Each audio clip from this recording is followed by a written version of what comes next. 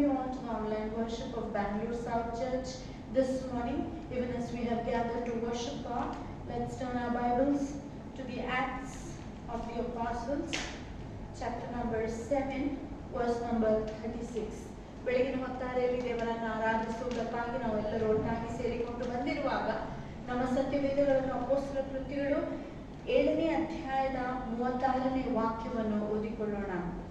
Acts chapter number 7 and verse number 36.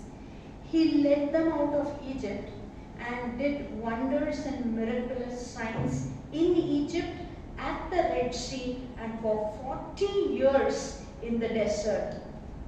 ಅಪೊಸ್ತಲರ ಕೃತ್ಯಗಳು 7ನೇ ಅಧ್ಯಾಯದ 36ನೇ ವಾಕ್ಯ. ಇವನೇ ಇವರನ್ನು ಈಜಿಪ್ಟಿನಿಂದ ಹೊರಗೆ ನಡೆಸಿಕೊಂಡು ಬಂದನು. ಇವನೇ ಅದ್ಭುತಗಳನ್ನು ಮತ್ತು ಸೂಚಕ ಕಾರ್ಯಗಳನ್ನು ಈಜಿಪ್ಟಿನಲ್ಲಿ, ಕೆಂಪು ಸಮುದ್ರದ ಬಳಿಯಲ್ಲಿ, ಮರುಭೂಮಿಯಲ್ಲಿ ಮಾಡುತ್ತಾ 40 ವರ್ಷಗಳ ಕಾಲ ನಡೆಸಿದನು. What a wonderful scripture here Luke is recording. He is saying, this is that God who led you. He led the people out of Egypt. How did he lead them out? You know, we have been meditating for some time on the book of Exodus and learning so many lessons of the awesome things God did in Egypt. ನಾವು ಕಳೆದ ವಾರಗಳಿಂದ ಈ ಒಂದು ವಿಮೋಚನೆ ಕಾಂಡ ಪುಸ್ತಕವನ್ನು ಓದುತ್ತಾ ಇದ್ದೇವೆ. ಎಷ್ಟು ಮನೋಹರವಾಗಿ ದೇವರು ಅನೇಕ ಅದ್ಭುತ ಕಾರ್ಯಗಳನ್ನು, ಸೂಚಕ ಕಾರ್ಯಗಳನ್ನು ಮೊದಲನೇದಾಗಿ ಆತನು ಐಗಿಪ್ತ ದೇಶದಲ್ಲಿ ಮಾಡಿದನು. ಎರಡನೇದಾಗಿ, and secondly, at the Red Sea, when they came at the Red Sea, and just imagine, see, every time you read the scriptures, you should put yourself in that position to really understand the wonderful way God is leading them. ದೇವರ ವಾಕ್ಯವನ್ನು ಪ್ರತಿ ಸಾಲ ನಾವು ಓದುವಾಗ ನಮ್ಮನ್ನೇ ನಾವು ಆ ಸನ್ನಿವೇಶದಲ್ಲಿ ನಿಲ್ಲಿಸಿಕೊಳ್ಳುವಾಗ ಯಾವ ರೀತಿಯಾಗಿ ದೇವರು ಅವರಿಗೆ ಕಾರ್ಯ ಸಾಧಿಸಿದನೆಂಬುದಾಗಿ ನಮ್ಗೆ ಗೊತ್ತಾಗುತ್ತದೆ. Now you see all the Israelites along with Moses and every one of the huge gang of people, they have come and they are ready to get into the promised land. And as they come there, in front of them is the Red Sea, and suddenly Pharaoh and his army change their minds and they are pursuing them from the back. Imagine the situation. In front is the Red Sea, at the back is Pharaoh's army, and if you go in the front you will die, if you turn back you will die. And at this point of time, Moses and the people of Israel did only one thing. They never went in the front and died, nor did they turn back and get destroyed, but they lifted up their hands to the Most High God, and when they prayed, God opened the Red Sea, and the Bible says they walked through the sea as on dry ground. And when the Egyptians tried to do the same thing, the Bible says they were all drowned because they never had the faith. Hallelujah. ದೇವರ ವಾಕ್ಯ ನಮಗೆ ಹೀಗೆ ಹೇಳುತ್ತದೆ, ಈಗ ಇಸ್ರಾಯೇಲ್ ಜನರಲ್ಲೂ ಮೋಶೆಯ ಸಂಗಡ ಅವರು ವಾಗ್ದಾನ ದೇಶ ಕಡೆಗೆ ಪ್ರವೇಶ ಮಾಡಲು ಹೋಗುತ್ತಿರುವಾಗ ಪಕ್ಕನೆ ಎದುರಿಗೆ ನೋಡುವುದಾದರೆ ಕೆಂಪು ಸಮುದ್ರ, ಹಿಂದೆ ನೋಡುವುದಾದರೆ ಫರೋಹನ ಸೈನ್ಯ, ಮುಂದೆ ಹೋದರೂ ಸಾವು, ಹಿಂತಿರುಗಿದರೂ ಸಾವು.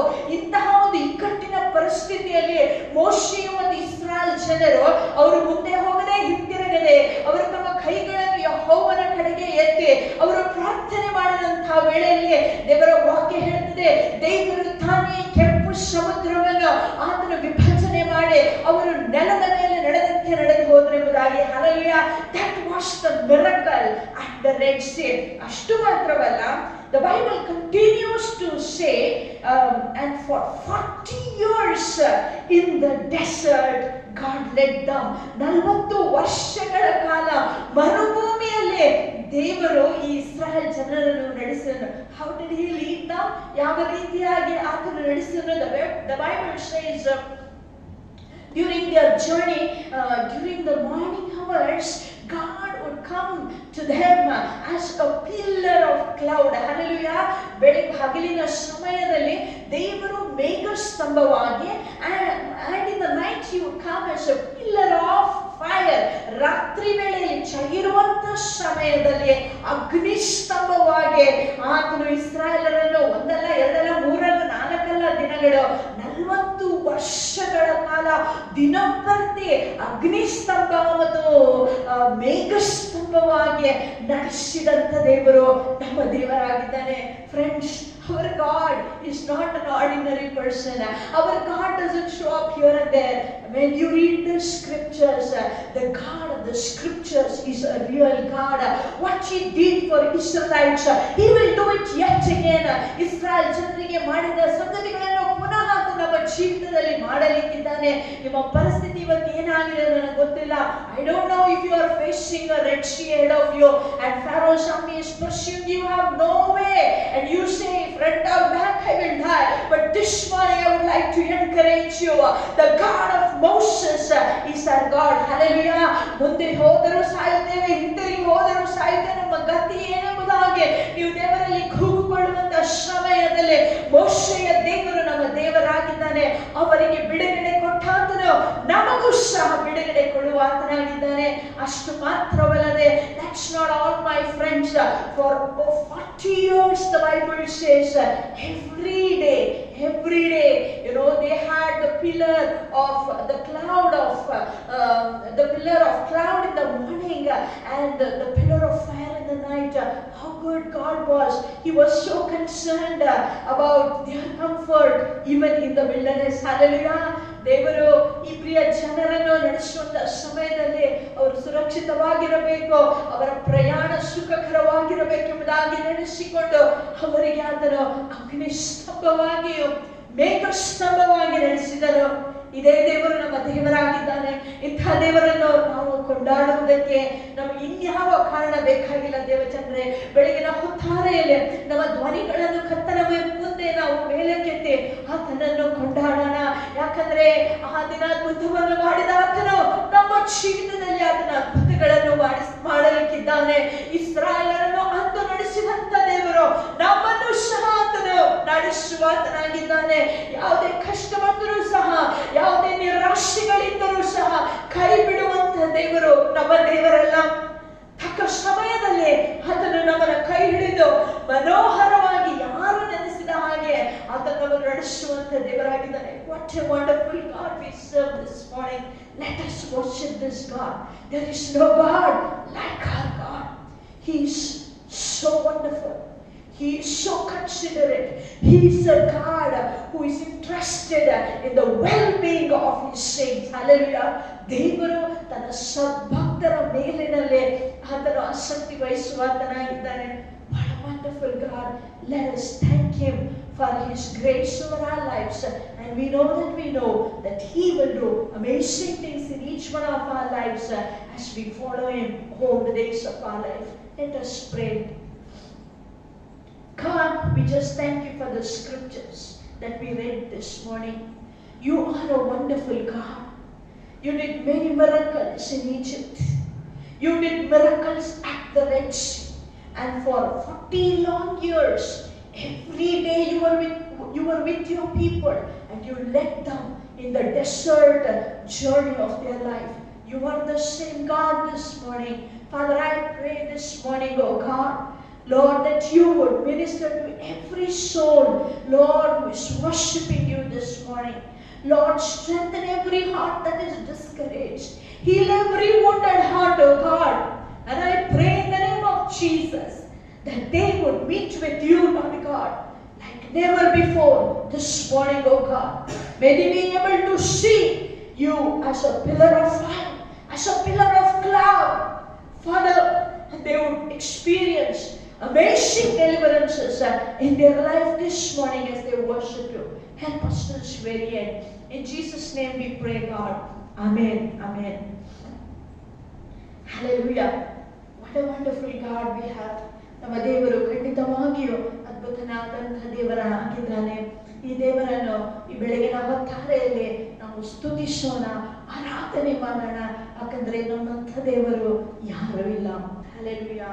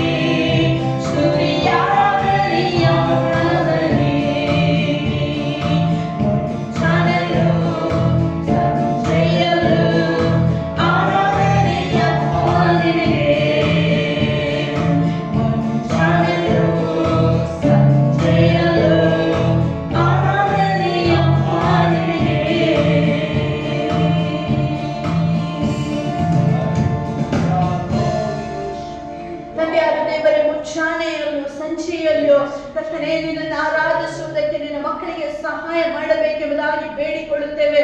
ಪ್ರತಿಯೊಬ್ಬರ ಜೀವನದಲ್ಲಿ ಕರ್ತನೇ ನೀನು ಅಗ್ನಿ ಸ್ತಂಭವಾಗಿ, ಕರ್ತನೇ ಮೇಘ ಸ್ತಂಭವಾಗಿ, ಕರ್ತನೇ ಅವರನ್ನು ಕರ್ತನೇ ಈ ಭೂ ಯಾತ್ರೆಯಲ್ಲಿ ನೀನು ತಾನೇ ಕೈ ಹಿಡಿದು ನಡೆಸಬೇಕೆಂಬುದಾಗಿ ಬೇಡಿಕೊಳ್ಳುತ್ತೇವೆ.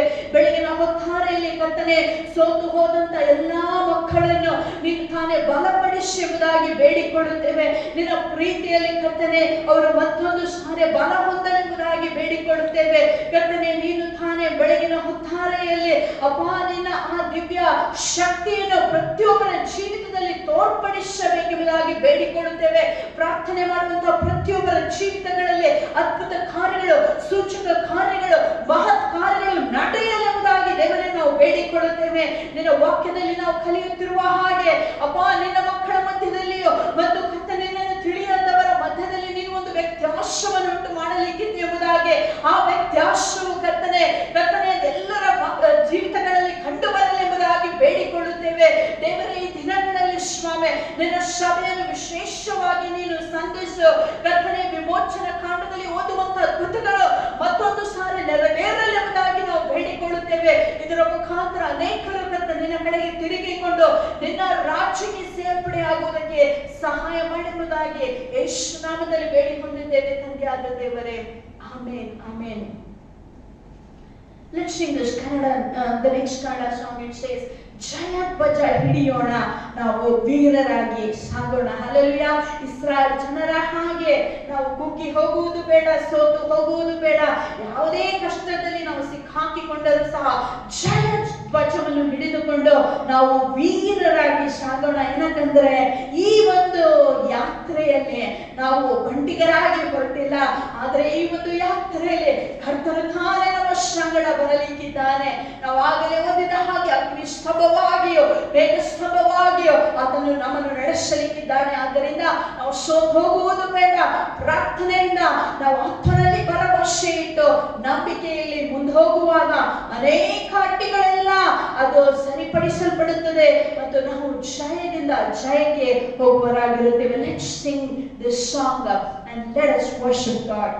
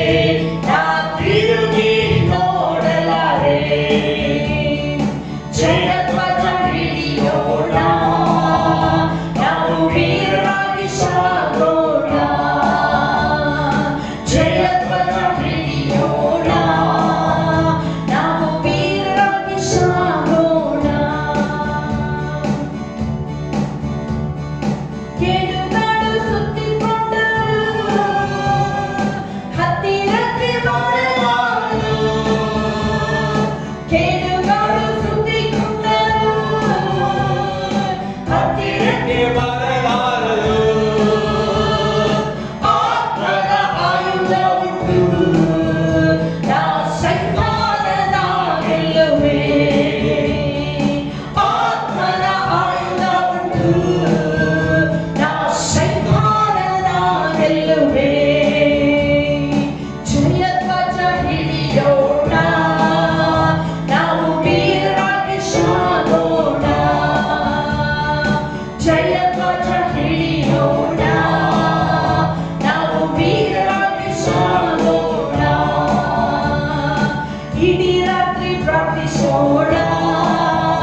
ನಾವು ವೀರರಾಗಿ ಸಾಗೋಣ, ಇಡೀ ರಾತ್ರಿ ಪ್ರಾರ್ಥಿಸೋಣ, ನಾವು ವೀರರಾಗಿ ಸಾಗೋಣ. ದುಷ್ಟನೇ ಆಟ ಬಂದರು ಆತ್ಮನ ಜಯ ನೀಡುವ, ದುಷ್ಟನೇ ಅತಿ ಬಂದರು ಆತ್ಮನ ಜಯ ನೀಡುವ. ಭಯವೇಕೆ ನನ್ನ ಮಗನೇ, ಭಯವೇಕೆ ನನ್ನ ಮಗಳೇ, ಭಯವೇಕೆ ನನ್ನ ಮಗನೇ, ಭಯವೇಕೆ ನನ್ನ ಮಗಳೇ. ಜಯಧ್ವಜ ಹಿಡಿಯೋಣ, ನಾವು ವೀರರಾಗಿ ಸಾಗೋಣ, ಜಯಧ್ವಜ ಹಿಡಿಯೋಣ, ನಾವು ವೀರರಾಗಿ ಸಾಗೋಣ, ನಾವು ವೀರರಾಗಿ ಸಾಗೋಣ, ನಾವು ವೀರರಾಗಿ ಸಾಗೋಣ. Father, help us to passionately follow you all the days of our life. ಕರ್ತನೇ, ನಮ್ಮ ಜೀವಕಾಲವೆಲ್ಲ ಆಸಕ್ತಿಯಿಂದ ಉತ್ಸಾಹದಿಂದ ನಿನ್ನನ್ನು ಹಿಂಬಾಲಿಸುವುದಕ್ಕಾಗಿ ನಮಗೆ ಸಹಾಯ ಮಾಡು. This morning minister to us. ಬೆಳಗಿನ ಹೊತ್ತಾರೆಯಲ್ಲಿ ನಮ್ಮ ಜೊತೆಯಲ್ಲಿ ಮಾತನಾಡು. In Jesus' name we ask. ಯೇಸು ನಾಮದಲ್ಲಿ ಬೇಡಿಕೊಳ್ಳುತ್ತೇವೆ. Amen. Amen, amen. Start. Good morning friends, welcome back to Bangalore South Church. Bengaluru south ಸಭೆಗೆ ಮತ್ತೊಂದು ಸಾಲ ನಿಮ್ಮೆಲ್ಲರನ್ನು We ಆಹ್ವಾನಿಸುತ್ತೇವೆ. already saw the 10 plagues. ಆಗಲೇ ನಾವು 10 ಬಾಧೆಗಳ ಕುರಿತಾಗಿ ಕಲಿತಾಯಿತು. Today we will focus on the grand exit. ಇವತ್ತು ನಾವು ವೈಭವದ ನಿರ್ಗಮನದ ಕುರಿತಾಗಿ We ಕೇಳಿಸಿಕೊಳ್ಳೋಣ. will browse through Exodus chapter 12 verses 31 to chapter 13 verse 22. ವಿಮೋಚನಾ ಕಾಂಡ ಪುಸ್ತಕ 17ನೇ ಅಧ್ಯಾಯ 31ನೇ ವಾಕ್ಯದಿಂದ 13ನೇ ಅಧ್ಯಾಯ 22ನೇ ವಾಕ್ಯದವರೆಗೆ ನಾವು ಧ್ಯಾನ ಮಾಡೋಣ. Chapter 12 12ನೇ ಅಧ್ಯಾಯ verse 31 to 42 records the Exodus. ನಾವು ನೋಡುತ್ತೇವೆ 31ನೇ ಅಧ್ಯಾಯ ವಾಕ್ಯದಿಂದ 42ನೇ ವಾಕ್ಯದವರೆಗೆ ಓದುವುದಾಗಿದ್ದರೆ ಹೇಗೆ ಅವರು ವಿಮೋಚನೆಯನ್ನು ಹೊಂದಿಕೊಂಡಿರುತ್ತಾರೆ ಎಂಬುದಾಗಿ ಕಲಿಯಬಹುದು. After so many years slavery, ಅನೇಕ ವರ್ಷಗಳ ದಾಸತ್ವದ ನಂತರ they long for a day like this. ಇಂಥ ದಿನಕ್ಕಾಗಿ ಅವರು ಕಾಯುತ್ತಾ ಇದ್ದರು. They know God is already in the land of Egypt. ಅವರಿಗೆ ಗೊತ್ತಿದೆ ಆಗಲೇ ದೇವರು ಐಗುಪ್ತ ದೇಶದಲ್ಲಿದ್ದಾರೆ. God is working in behalf of his people. ದೇವರು ಆತನ ಜನರ ಪರವಾಗಿ God ಚಲಿಸುತ್ತಿದ್ದಾನೆ. is bulldozing the enemy. ಅಲ್ಲಿ ಇರುವಂತಹ ವೈರಿಯನ್ನು ಆತನು ಸಂಹರಿಸುತ್ತಾ God ಇದ್ದಾನೆ. already told ದೇವರು ಆಗಲೇ ಹೇಳಿದ್ದ in chapter 6 verse 1, 6ನೇ ಅಧ್ಯಾಯದ 1ನೇ ವಾಕ್ಯದಲ್ಲಿ God said, ದೇವರು ಹೇಳಿದನು, when God's mighty hands acts, ದೇವರ ಬಲವಾದ ಹಸ್ತವು ಕಂಡು ಬರುವಾಗ what will happen? ಆ ನಡೆಯುವಂತ ಸಂಗತಿ ಏನು? Because of a mighty hand, he will let them go. ಆತನು ನನ್ನ ಬಲವಾದ ಹಸ್ತದ ಕಾರಣದಿಂದ ನಿಮ್ಮನ್ನು ದೇಶದಿಂದ ಹೊರಗೊಳಿಸುತ್ತಾನೆ. He will drive them out of his country. ಅವರನ್ನು ತನ್ನ ದೇಶದೊಳಗಿಂದ ಹೊರಗೋಡಿಸುತ್ತಾನೆ. He will be sick and tired of holding on to these people. ಈ ಇಸ್ರಾಯೇಲ್ ಜನರನ್ನು ಬಂಧಿಸಿದಿರುವಂತ ಕಾರಣದಿಂದ ಆತನು ಬೇಸತ್ತು ಹೋಗುತ್ತಿದ್ದಾನೆ. Because of God's mighty hand, he will release them. ದೇವರು ತನ್ನ ಬಲಿಷ್ಠವಾದ ಕೈಯಿಂದ ಅವರಿಗೆ ಬಿಡುಗಡೆ After the 10th plague, 10ನೆಯ ಬಾಧೆಯ ನಂತರ chapter 12 verse 31 and 32. 12ನೇ ಅಧ್ಯಾಯದ 31 ಮತ್ತು 32ನೇ ವಾಕ್ಯದಲ್ಲಿ During the night, Pharaoh summoned Moses and Aaron and said, ಫರೋಹನು ರಾತ್ರಿಯಲ್ಲಿ ಮೋಶೆ ಆರೋನನನ್ನು ಕರೆಯಿಸಿ ಅವರಿಗೆ, the midnight order comes. ಈಗ ಮಧ್ಯರಾತ್ರಿಯ ಆ ಒಂದು ಕಾಯ್ದೆಯು ಬರುತ್ತದೆ. Up, leave my people. ಈಗ ನೀವು ನನ್ನ ಜನರೊಳಗಿಂದ Go ಹೊರಟು worship the Lord as you have requested. ನೀವು ಹೇಳಿದ ಹಾಗೆ ಯೆಹೋವನನ್ನು ಆರಾಧಿಸುವುದಕ್ಕಾಗಿ ಹೊರಡಿರಿ. Take everything ನಿಮ್ಮ ಬೇಕಾದದ್ದನ್ನೆಲ್ಲ ಕೊಂಡೊಯ್ಯಿರಿ, and go. ನೀವು ತೆಗೆದುಕೊಂಡು ಹೋಗಿರಿ. And he also have another request. ಮತ್ತು ಆತನಿಗೆ ಇನ್ನೊಂದು ವಿನಂತಿ ಇದೆ, And also bless me. ನನ್ನನ್ನು ಸಹ ಆಶೀರ್ವದಿಸಿರಿ When ಎಂದನು. he started with Moses, he never want to, he asked, who is this Lord? ಮೋಶೆಯು ಪ್ರಾರಂಭದ ದಿನಗಳಲ್ಲಿ ಫರೋಹನು ಈ ದೇವರು ಅಥವಾ ಈ ಯೆಹೋವನು ಯಾರೆಂಬುದಾಗಿ ಎಂಬುದಾಗಿ ವಿಚಾರಿಸುತ್ತಾನೆ. Because Egypt was full of gods and goddesses. ಯಾಕಂದ್ರೆ ಐಗುಪ್ತ ದೇಶವು ಅನೇಕ ದೇವತೆಗಳಿಂದ ವಿಗ್ರಹಗಳಿಂದ ತುಂಬಲ್ಪಟ್ಟಿತ್ತು. Now he needs a blessing of the one and almighty God. ಈಗ ಆತನಿಗೆ ಸರ್ವಶಕ್ತನಾದ ದೇವರ ಆಶೀರ್ವಾದವು ಬೇಕಾಗಿದೆ. When we turn to Exodus 3:21 and 22. ವಿಮೋಚನ ಕಾಂಡ 3ನೇ ಅಧ್ಯಾಯ 22-23. God said, "You people will not go empty-handed." ದೇವರು ಅವರಿಗೆ ಹೇಳಿದ ಮಾತೇನೆಂದರೆ ನೀವು ಬರಗೈಯಿಂದ ಹೋಗಲ್ಲ. Chapter 11 verse 2 and 3. 11ನೇ ಅಧ್ಯಾಯ 2 ಮತ್ತು 3ನೇ God ವಾಕ್ಯ. said, "Men and women should ask to every Egyptians to give them gold and silver articles and ornaments, and everybody will be blessed." ಪ್ರತಿಯೊಬ್ಬರು ತನ್ನ ನೆರೆಯವರಿಂದ, ಪ್ರತಿ ಸ್ತ್ರೀಯು ತನ್ನ ನೆರೆಯವರಿಂದ ಬೆಳ್ಳಿ ಬಂಗಾರದ ಒಡವೆಗಳನ್ನು ಕೇಳಿಕೊಳ್ಳಬೇಕು ಎಂಬುದಾಗಿ ದೇವರು ಅವರಿಗೆ ಒಂದು ವಾಕ್ಯವನ್ನು So they ಹೇಳುತ್ತಾರೆ. are not going to come out empty-handed. ಈ ಕಾರಣದಿಂದ ಅವರು ಬರಿಗೈಯಿಂದ ಆಚೆ ಬರಲ್ಲ.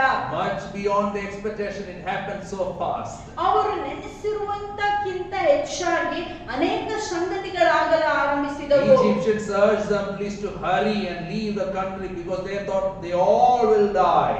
ಐಗುಪ್ತ ಜನರೆಲ್ಲರೂ ನೀವು ಅವಸರದಿಂದ ನಮ್ಮ ದೇಶವನ್ನು ಬಿಟ್ಟು ಹೋಗಿರಿ ಎಂಬುದಾಗಿ ವಿನಂತಿಸಿಕೊಳ್ಳುತ್ತಾ ಇದ್ದಾರೆ. ಯಾಕಂದ್ರೆ ಅವರಲ್ಲಿ ಒಂದು ಭಯ ಬಂದಿತ್ತು. ಏನಂದ್ರೆ ಈ ಇಸ್ರಾಯೇಲ್ ಜನರು ಇಲ್ಲಿ ನಿಲ್ಲುವುದಾಗಿದ್ದರೆ ಮರಣವು ಎಲ್ಲರಿಗೆ ಸಂಭವಿಸುತ್ತದೆ. They took the dough without yeast. ನಾವು ನೋಡುತ್ತೇವೆ ಹುಳಿ ಇಲ್ಲದ ಹಿಟ್ಟನ್ನು ಅವರು ಕೊಂಡೊಯ್ಯುತ್ತಿದ್ದಾರೆ. And like as they were instructed by Moses, they asked the Egyptians for articles silver and gold and for clothing. ಯಾವ ರೀತಿಯಾಗಿ ಮೋಶೆಯವರಿಗೆ ಅಪ್ಪಣೆ ಕೊಟ್ಟಿದ್ದನೋ ಅದೇ ರೀತಿಯಾಗಿ ಅವರು ಹೋಗಿ ತಮ್ಮ ತಮ್ಮ ನೆರೆಯವರ ಬಳಿಯಲ್ಲಿ ಅವರು ಚಿನ್ನ ಮತ್ತು ಬೆಳ್ಳಿ ಮತ್ತು ಇತ್ಯಾದಿ ಒಡವೆಗಳನ್ನು ಅವರು ವಿನಂತಿಸಿಕೊಳ್ಳುತ್ತಾರೆ. The Lord had made the Egyptians favorably disposed toward the people, and they gave them what they asked for. So they plundered the Egyptians. ನಾವು ನೋಡುತ್ತೇವೆ ದೇವರು ತಾನೇ ಇಸ್ರಾಯೇಲ್ ಜನರಿಗೆ ಐಗುಪ್ತ್ಯರ ದೃಷ್ಟಿಯಲ್ಲಿ ದಯೆಯನ್ನು ತೋರಿಸಿರುವ ಕಾರಣದಿಂದ ಐಗುಪ್ತ್ಯರೆಲ್ಲರೂ ಇಸ್ರಾಯೇಲ್ ಜನರಿಗೆ ಬೇಕಾಗಿರುವಂತಹ ಒಡವೆ ವಸ್ತುಗಳನ್ನು ಕೊಡುತ್ತಾರೆ. ಈ ಕಾರಣದಿಂದ ಇಸ್ರಾಯೇಲ್ ಜನರು ಐಗುಪ್ತ್ಯರನ್ನು ಸುಲಿಗೆ ಮಾಡುತ್ತಾರೆ. And they journeyed from Ramses to Succoth. ರಾಮ್ಸೇಸ್ ಎಂಬ ಪಟ್ಟಣದಿಂದ ಸುಕ್ಕೋತ್ ಎಂಬ ಪಟ್ಟಣ ಕಡೆಗೆ ಪ್ರಯಾಣ How ಮಾಡುತ್ತಿದ್ದಾರೆ. many of them were there? Verse 37. 37ನೇ ವಾಕ್ಯ. ಎಷ್ಟು ಜನರಲ್ಲಿದ್ದರು? 600,000 men on foot. ನಾವು ನೋಡುತ್ತೇವೆ ಪುರುಷರ ಸಂಖ್ಯೆ 6 ಲಕ್ಷವಾಗಿತ್ತು. How many men armed for war? ಯುದ್ಧಕ್ಕೆ ಸೈನಿಕರು ಎಷ್ಟಿದ್ದರು? 6 lakh warriors. ಅಲ್ಲಿ 6 ಲಕ್ಷ ಸೈನಿಕರು ಇವರ ಬಳಿಯಲ್ಲಿದ್ದರು. Pharaoh said all male child should be killed. ಫರೋಹನ ಆದೇಶ ಆ ದಿನಗಳಲ್ಲಿ ಪ್ರತಿಯೊಂದು ಗಂಡು ಮಗು ಸಾಯಿಸಲ್ಪಡಬೇಕು. Every day they have to work almost 18 hours. ಪ್ರತಿ ದಿನವೂ ಅವರು 18 ಗಂಟೆ ಕೆಲಸ ಮಾಡಬೇಕಾಯಿತು. Many of the men never crossed 40 years. ಅನೇಕ ಪುರುಷರು ಅವರು 40 ವಯಸ್ಸನ್ನು ದಾಟುತ್ತಲೇ ಇರಲಿಲ್ಲ. But God kept alive 6 lakh men to show that God is God of the whole universe. ಆದರೆ ಇಂತಹ ಉಪದ್ರವದ ಮಧ್ಯದಲ್ಲಿಯೂ ಸಹ ದೇವರು ತಾನೇ 6 ಲಕ್ಷ ಸೈನಿಕರನ್ನು ಈ ಸೈನ್ಯದಲ್ಲಿ ಸಿದ್ಧ ಮಾಡುತ್ತಾನೆ. And after counting this men, there are women and children, that means almost 20 lakh people. ಇವರ ಜೊತೆಯಲ್ಲಿ ಅನೇಕ ಸ್ತ್ರೀಯರು, ಮಕ್ಕಳು, ಅನೇಕ ಜನರಿದ್ದಾರೆ.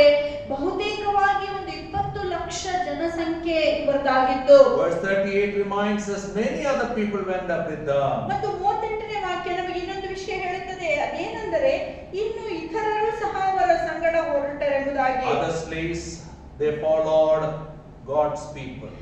ಬೇರೆ ಸೇವಕರು, ಕೆಲಸದವರು ಸಹ ದೇವರ ಜನರೊಟ್ಟಿಗೆ ಬಹು ದೊಡ್ಡ ಹಿಂಡು ಅವರ ಸಂಗಡ ಹೋಯಿತು. Some of them became very godly people compared to the inside people. ನಾವು ನೋಡುತ್ತೇವೆ ಇವರ ಜೊತೆ ಸೇರಿಕೊಂಡು ಬಂದಂತಹ ಜನರು ಅನೇಕರು ಇಸ್ರಾಯೇಲ್ ಜನರಿಗಿಂತ ಹೆಚ್ಚಾಗಿ ಭಯಭಕ್ತಿ ಉಳ್ಳವರಾಗಿದ್ದರು. Like Caleb. ಉದಾಹರಣೆಗಾಗಿ ಕಾಲೇಬನು. What a man. ಅವನು ಎಂಥ ಮನುಷ್ಯನ Man of a different nature. ಆತನ ಸ್ವಭಾವವೇ ವಿಶೇಷವಾದಂತ A ಸ್ವಭಾವ. man who is fruitful even in old age. ಆತನು ಮುದುಕನಾಗಿರುವಂತಹ ಸಮಯದಲ್ಲಿಯೂ ಸಹ ಫಲಿಭರಿತನಾದಂತ But many ವ್ಯಕ್ತಿ. other people in this group, we have so much rubble. ಆದರೆ ಈ ಒಂದು ಗುಂಪಿನಲ್ಲಿ ಮಾಡಿದ್ದಾರೆ. Many followed the rituals but not followed God from their heart. ಈ ಹಿಂಡಿಗೆ ಸೇರಿದಂತ ಅನೇಕ ಜನರು ಸಾಂಪ್ರದಾಯಿಕವಾಗಿ ದೇವರನ್ನು ಅವರು ಆರಾಧನೆ ಮಾಡುತ್ತಿದ್ದರು, ಆದರೆ ಹೃದಯದಿಂದ ಆತನನ್ನು ಆರಾಧನೆ They had lip ಮಾಡಲಿಲ್ಲ. service, no heart service. ಅವರ ತುಟಿಗಳಿಂದ ದೇವರನ್ನು ಕೊಂಡಾಡಿದರು, ಆದರೆ ಅವರ ಹೃದಯಗಳು ದೇವರಿಂದ ದೂರವಾಗಿತ್ತು. Later they became headache. Without conviction they came inside and they created trouble after trouble. ನಾವು ನೋಡುತ್ತೇವೆ, ಯಾವುದೇ ಮನವರಿಕೆ ಇಲ್ಲದೆ ಇವರು ದೇವರ ಜನರೊಟ್ಟಿಗೆ ಪ್ರಯಾಣವನ್ನು ತೊಡಗುತ್ತಾರೆ. ಆ ನಂತರ ಈ ಹಿಂಡಿನ ನಿಮಿತ್ತವಾಗಿ ದೇವರ ಜನರಿಗೆ ಅನೇಕ ಸಮಸ್ಯೆಗಳು ಉಂಟಾದವು. Verse 39, with the dough they had brought from Egypt, they baked cakes for unleavened bread. The dough was without yeast because they had been driven out of Egypt and did not have time to prepare food for themselves. ಆಗ ಅವರು ಈಜಿಪ್ಟಿನಿಂದ ತಂದಿದ್ದ ನಾದಿದ ಹಿಟ್ಟು ಇನ್ನೂ ಹುಳಿಯಾಗದೆ ಇರುವ ಕಾರಣದಿಂದ ಹಿಟ್ಟಿನಿಂದ ಹುಳಿಯಿಲ್ಲದ ರೊಟ್ಟಿಗಳನ್ನು ಮಾಡಿದರು, ಏಕೆಂದರೆ ಅವರನ್ನು ಅಲ್ಲಿ ನಿಲ್ಲಗೊಡದೆ ಈಜಿಪ್ಟಿನಿಂದ ಓಡಿಸಿಬಿಟ್ಟರು. ಅವರು ತಮಗಾಗಿ ಯಾವ ಆಹಾರವನ್ನು ಸಿದ್ಧಪಡಿಸಿಕೊಂಡಿರಲಿಲ್ಲ. They got so much gold and silver, but what grains they have, no resources to eat on a daily basis. ನಾವು ನೋಡುತ್ತೇವೆ, ಅವರು ಅಕ್ಕಪಕ್ಕ ಜನರಿಂದ ಅವರು ಅನೇಕ ಒಡವೆಗಳನ್ನು ಪಾತ್ರೆಗಳನ್ನೆಲ್ಲ ಅವರು ತೆಗೆದುಕೊಂಡರು, ಆದರೆ ಈ ಪ್ರಯಾಣಕ್ಕೆ ಬೇಕಾಗಿರುವಂತ ಧಾನ್ಯಗಳನ್ನಾಗಲಿ ಅಥವಾ ಹಿಟ್ಟನ್ನಾಗಲಿ ಅವರು ತಮ್ಮ ಜೊತೆ ಇಟ್ಟುಕೊಂಡಿರಲಿಲ್ಲ, ಇದಕ್ಕಾಗಿ ಸಿದ್ಧ ಮಾಡಿಕೊಂಡಿರಲಿಲ್ಲ. They should move now as the presence of God moves. ಯಾವ ರೀತಿಯಾಗಿ ದೇವರ ಪ್ರಸನ್ನತೆಯು ಅವರನ್ನು ನಡೆಸುತ್ತಾ ಇದೆಯೋ ಅದೇ ರೀತಿಯಾಗಿ ಅವರು ನಡೆಯಬೇಕು. They should follow the continuous leading of the Lord. ಪ್ರತಿನಿತ್ಯವೂ ಯಾವ ರೀತಿಯಾಗಿ ದೇವರು ಅವರನ್ನು ನಡೆಸುತ್ತಾ ಇದ್ದಾನೋ ಹಾಗೆ ಇವರು ನಡೆಯಬೇಕು. Though Egypt was a land of oppression, they had a routine. Some food was available, garlic was there, onion was there, fish was there, food was there every day. ನಾವು ನೋಡುತ್ತೇವೆ, ಐಗಿಪ್ತ ದೇಶದಲ್ಲಿ ಅವರು ದಾಸತ್ವದಲ್ಲಿ ಇದ್ದರೂ ಸಹ ಪ್ರತಿನಿತ್ಯ ಅವ್ರಿಗೆ ಏನಾದ್ರೂ ಊಟ ಸಿಗುತ್ತಾ ಇತ್ತು. ಆಹಾರಕ್ಕಾಗಿ ಅವರಿಗೆ ಬೆಳ್ಳುಳ್ಳಿ, ಈರುಳ್ಳಿ, ಸೌತೆಕಾಯಿ ಈ ರೀತಿಯಾದ ಮುಂತಾದ ತರಕಾರಿಗಳು ಐಗಿಪ್ತ ದೇಶದಲ್ಲಿ ಅವರಿಗೆ ಲಭ್ಯವಾಗಿದ್ದವು. Now like their great grandfather Abraham, they had to leave their comfort zone and enter into the unknown and uncertain with the certainty of the presence of the living God. ಈಗ ಅವರ ಮುತ್ತಜ್ಜನ ದಿನಗಳ ಹಾಗೆ, ಅಬ್ರಹಾಮನ ದಿನಗಳ ಹಾಗೆ ಈಗ ಅವರು ಭದ್ರವಾದಂತ ಕೋಟೆಯನ್ನು ಬಿಟ್ಟು ತಿಳಿಯಲಾರದ ಪ್ರದೇಶದೊಳಗೆ ಅನೇಕ ಆತಂಕ, ಅನೇಕ ಭಯಗಳು ಹೃದಯದಲ್ಲಿದ್ದರೂ ಸಹ ದೇವರನ್ನೇ ನೋಡುತ್ತಾ ಆತನನ್ನು ಹಿಂಬಾಲಿಸಬೇಕಾಯಿತು. They should be responsible in their freedom. ಅವರು ತಮ್ಮ ಆ ಒಂದು ಬಿಡುಗಡೆಯಲ್ಲಿಯೂ ಸಹ ಜವಾಬ್ದಾರಿಗೆ ಜೀವಿತವನ್ನು Day by ಜೀವಿಸಬೇಕಾಯಿತು. day they should depend on God for provision, protection and guidance. ದಿನಪ್ರತಿ ದೇವರ ಮೇಲೆ ಅವರು ಬೇಕಾಗಿರುವಂತಹ ಆಹಾರಕ್ಕಾಗಿ, ಒದಗಿಸುವಿಕೆಗಾಗಿ, ಸಂರಕ್ಷಣೆಗಾಗಿ, ಮಾರ್ಗದರ್ಶನಕ್ಕಾಗಿ ಎದುರು ನೋಡಬೇಕಾಗಿತ್ತು. Verse 40. 14ನೇ Now ವಾಕ್ಯ. the length of time the Israelite people lived in Egypt was 430 years. At the end of the 430 years, to the very day, all the Lord's divisions left Egypt. ನಾವು ನೋಡ್ತೇವೆ, ಐಗಿಪ್ತ ದೇಶದಲ್ಲಿ ಜನರು 430 ವರ್ಷಗಳ ಕಾಲ ಅಲ್ಲಿ ಬದುಕಿದರು. The very day reminds God kept the promise. ನಾವು ನೋಡುತ್ತೇವೆ, ಆ ದಿನವೇ ಎಂಬುದಾಗಿ ಹೇಳುವಂತ ಪದ ಅಂದ್ರೆ ದೇವರು ಮಾಡಿರುವಂತ ವಾಗ್ದಾನವನ್ನು ಅದನ್ನು ನೆರವೇರಿಸಿದರು. Our God is a promise keeping God. ನಮ್ಮ ದೇವರು ವಾಗ್ದಾನವನ್ನು ನೆರವೇರಿಸುವ ದೇವರಾಗಿದ್ದಾನೆ. What God promised to Abraham that his fourth generation will get exit from Egypt, that came true this very day. ನಾವು ನೋಡುತ್ತೇವೆ, ದೇವರು ಆಗಲೇ ಅಬ್ರಹಾಮನಿಗೆ ವಾಗ್ದಾನ ಮಾಡಿದ್ದನ ಅಂದ್ರೆ 4ನೆಯ ನಿನ್ನ ಆ ತಲೆಮಾರು ಐಗಿಪ್ತ ದೇಶದಿಂದ ನಿರ್ಗಮನವನ್ನು ಹೊಂದುತ್ತದೆ ಎಂಬುದಾಗಿ. 430 years. 430 ವರ್ಷಗಳು. 30 years Joseph is already in Egypt. 30 ವರ್ಷಗಳ ಕಾಲ ಆಗಲೇ ಐಗಿಪ್ತದಲ್ಲಿ ಯೋಸೇಫನಿದ್ದರು. And now after the whole community ended up in Goshen, 400 years is over. ನಾವು ನೋಡುತ್ತೇವೆ, ಆ ನಂತರ ಆತನ ಕುಟುಂಬದವರೆಲ್ಲರೂ ಗೋಷೆನ್ ಪ್ರದೇಶಕ್ಕೆ ಬಂದು ಅಲ್ಲಿ ಬದುಕಲು ಆರಂಭಿಸಿದ ದಿನದಿಂದ ಈಗ 400 ವರ್ಷಗಳು ಕಳೆದೋದವು. The very day all the Lord's divisions left Egypt. ನಾವು ನೋಡುತ್ತೇವೆ ಆ ದಿನದಲ್ಲಿ, ಅದೇ ದಿನದಲ್ಲಿ ಯೆಹೋವನ ಸೈನ್ಯವೆಲ್ಲ ಈ ಐಗುಪ್ತ ದೇಶವನ್ನು ಬಿಟ್ಟು ಹೋಯಿತು. Pharaoh said first nobody should go. ಮೊದಲು ಫರೋಹನು ಹೇಳಿದಂತ ಮಾತೇನೆಂದರೆ ಯಾರು ಹೋಗಬಾರದು. Then he said men alone should go. ಆನಂತರ ಆತನು ಹೇಳಿದ್ದಾನೆ ಪುರುಷರು ಮಾತ್ರ ಹೋಗಲಿ. Then he said only human beings should go. ಆನಂತರ ಆತನು ಹೇಳಿದ್ದಾನೆ ಮನುಷ್ಯರು ಮಾತ್ರ ಹೋಗಲಿ. Now everybody is out.